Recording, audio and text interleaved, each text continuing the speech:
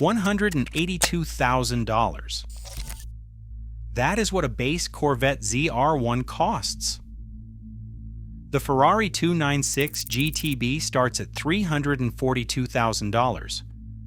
That is $160,000 more, and the Corvette is faster to 60 miles per hour. So the question is not whether the new Corvette is good. The question is how a car built in Bowling Green, Kentucky just made Ferrari, Lamborghini, Porsche, and McLaren look like bad deals. And here is the thing. It is not just about horsepower, it is about what Chevrolet stole from Europe and turned against them. For decades, European supercars owned one thing that nobody could touch. It was not the badge. It was not the leather interior, it was the engine note. Specifically, it was the Flatplane crank V8 and the screaming, high-revving character that came with it. Ferrari built an entire identity on that sound. The 458 Italia, the F8 Tributo, the 296 GTB. That whale at 8,000 RPM was not a byproduct of the engineering. It was the product. People paid $300,000, partly because of what happened when the tachometer climbed past 6,000. So what is a flat-plane crank exactly? Think of it like this. In a traditional American V8, the crank pins are offset at 90 degrees, which smooths out the power delivery but gives you that deep, uneven burble.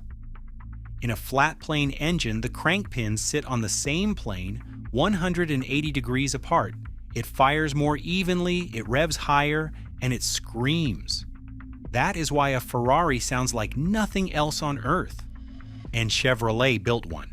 The LT6 engine in the C8 Z06 is a 5.5-liter, naturally aspirated flat-plane V8. It revs to 8,600 RPM. It is hand-assembled in Bowling Green, Kentucky. And it is the most powerful, naturally aspirated V8 ever put into a production car, making 670 horsepower with no turbos, no hybrid assist, and no shortcuts. It sounds like a Ferrari, and that is not an accident. That is a statement. Here is where it gets interesting, though. Ferrari and McLaren have been running flat-plane V8s in small displacements, typically under 4 liters, because scaling the design up creates serious vibration challenges. GM's engineers built the LT6 from a completely clean sheet with wider bore spacing and an optimized rod-to-stroke ratio to solve exactly that problem. The result is a 5.5-liter flat-plane V8 that actually works in a production car built to be driven every day. Chevrolet did not borrow the idea. They studied it, engineered around its weaknesses, and executed it at a scale Ferrari never attempted. Drop a comment right now. Have you heard the Z06 at full throttle? Does it sound more Italian or American? Because the answer might surprise you. The Soul was just the opening move. Now let's talk about what the numbers actually say. Let's lay this out plainly, because the numbers are where this story gets brutal. The Corvette Z06 starts at $120,000. That is your baseline. Now let's walk through what the competition costs and what you actually get for it. The Ferrari 296 GTB, $342,000. It makes 819 horsepower with a hybrid assist system helping it get there. The Z06 makes 670 horsepower with no help from anything, and it costs $222,000 less. The Ferrari is faster in some conditions, sure, but you are paying a $200,000 premium for a car that needs a battery pack to beat a naturally aspirated engine from Kentucky. Think about that. The Porsche 911 GT3, $180,000. It makes 510 horsepower from a 4-liter naturally aspirated flat 6. It is a brilliant driver's car, one of the best ever made. But it makes 160 fewer horsepower than the Z06 and costs $60,000 more. Porsche fans will tell you it is about the experience, the feedback, the connection, and they are right. But 670 horsepower is also an experience. The Lamborghini Huracan Technica. $240,000. 540 horsepower from a naturally aspirated V10. Beautiful engine, incredible sound. But it costs $120,000 more than a Z06 and makes 130 fewer horsepower. The Z06 does not just close that gap, it reverses it completely. The McLaren 750S, $325,000, 750 horsepower from a 4-liter twin-turbo V8. More power than the Z06, no question. But you are paying $205,000 more to get there. And unlike the Z06's naturally aspirated LT6, the McLaren needs 2 turbos bolted to a smaller engine to reach that number. The Porsche 992 Turbo S, $208,000, 640 horsepower. Genuinely fast, genuinely capable. But it costs $88,000 more than a Z06 and makes 30 fewer horsepower. You are paying a massive premium and getting less output. The badge is doing a lot of work at that price. Now here is where it stops being a comparison and starts being a massacre. The ZR1. 1,064 horsepower. 0 to 60 in 2.2 seconds. A quarter mile in 9.5 seconds. Top speed of 233 miles per hour. And it starts at $182,000. The Lamborghini Revuelto makes 1,001 horsepower using a V12 plus 3 electric motors. It starts at $600,000. The Ferrari SF90 Stradale makes 986 horsepower using a twin-turbo V8 plus 3 electric motors. It starts at $500,000. Both of those cars need hybrid systems to crack 1,000 horsepower. The ZR1 does it with a combustion engine alone and costs a fraction of the price. Do the math. The ZR1 delivers roughly 6 horsepower for every $1,000 you spend. The Revuelto delivers less than 2. The SF90 delivers less than 2. You are getting 3 times the performance per dollar from the American car. If you are finding this breakdown useful, hit that subscribe button right now. We do this kind of deep dive every single week, and the next one is just as good as this. But raw horsepower per dollar is only part of the story. There is also the question of what it costs to actually own one of these things. Ferrari service intervals are expensive, parts are expensive, dealer markups are real, and good luck getting a slot at your local Ferrari service center without waiting months.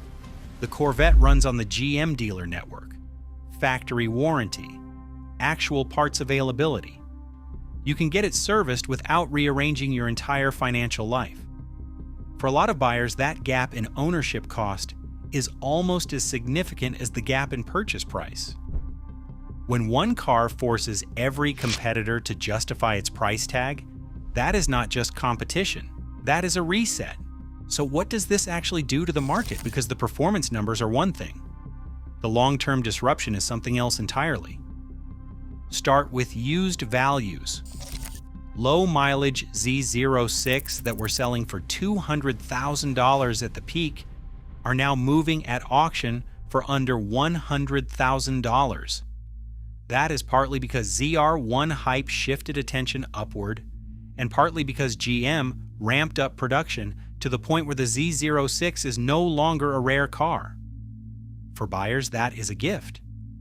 You can now buy a 670 horsepower Flatplane V8 Supercar with European DNA for less than a base Porsche 911 GT3.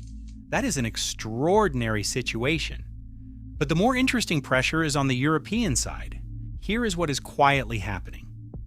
Buyers who were shopping for a used Ferrari F8 or a McLaren 720S are now pausing, because for the same money or less money, they can have a new Corvette ZR1 with a factory warranty, a dealer network, and 1,064 horsepower.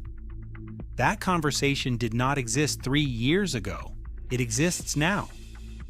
European brands are not just losing on price. They are losing the performance justification that kept buyers loyal.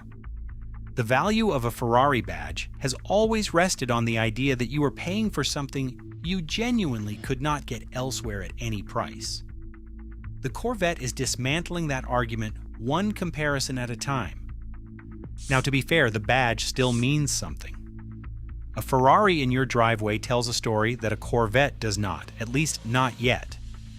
Heritage, exclusivity, the prancing horse, the mythology built over decades of Formula One dominance and Italian craftsmanship.